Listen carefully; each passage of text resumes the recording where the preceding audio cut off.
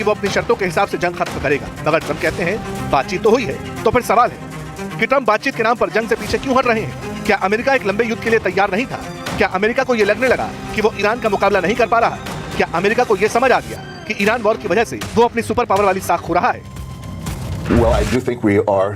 मुझे लगता है कि हम सचमुच एक दलदल में फंसते जा रहे हैं, क्योंकि मुझे ये साफ नजर आता है कि ट्रंप प्रशासन के पास इससे निकलने का कोई व्यवहारिक रास्ता नहीं है।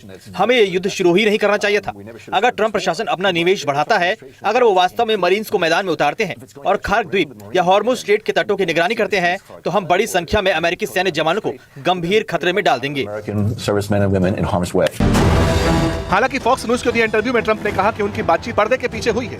ईरान बातचीत की पहल कर रहा था, इसीलिए उसके कहने पर बातचीत, लेकिन एक्सपर्ट्स कहते हैं कि ट्रंप दलदल में फंस गए। अब ट्रंप के बारे में एक बात दुनिया जानती है कि वो काफी अनप्रेडिक्टेबल है। वो एक पल में कुछ कहते हैं, दूसरे पल में कुछ और।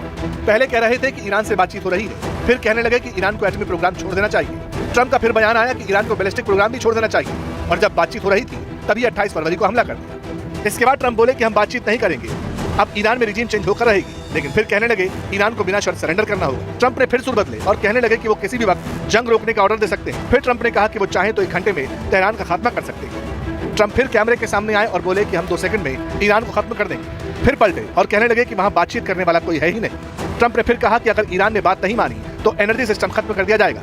अब अचानक फिर कहने लगे कि हम बातचीत के लिए तैयार हैं। इसीलिए ना तो ईरान को और ना ही कई और मुल्कों को ट्रंप के बयानों पर भरोसा है। खुद इजराइल के पूर्व प्रधानमंत्री भी ट्रंप को इसी बात पर घेरते हैं, आईना दिखाते हैं। ईरान युद्ध समेत ये जानना जरूरी है कि एक शुरू हुआ युद्ध एक शानदार उपलब्धि और भारी नुकसान के साथ शुरू होता है। फिर आता है समय बिताने का चरण, जिसमें मेरा मानना है कि हम प्रवेश कर चुके हैं, और अगर आप इससे बाहर निकलने और इससे समय रहते समाप्त करने का तरीका नहीं जानते हैं, तो इसका अंत उन वार्ताओं में होता है जो युद्ध शुरू होने से पहले की स्थितियों से भी बदतर होती है, या फिर हार में। और अमेरिका ने एक भी युद्ध नहीं जीता है। उसने लगभग हर लड़ाई जीती है, लेकिन उसने पिछले 60 साल में एक भी युद्ध नहीं जीता। डोनाल्ड ट्रंप ने पिछली बार बात शुरू की थी, लेकिन फिर ऑपरेशन मिडनाइट हैमर कर दी। बीच बातचीत में ही हमले को अंजाम दिया। अब एक बार फिर सीज़फायर की बात करते हैं, तो क्या इस बार भी किसी बहुत बड़े हमले की तैयारी? हालांकि तैयारी तो ईरान की भी है। वो कहता है कि जंग अमेरिका ने शुरू की, लेकिन खत्म तो हमारी शर्तों पर ही होगी।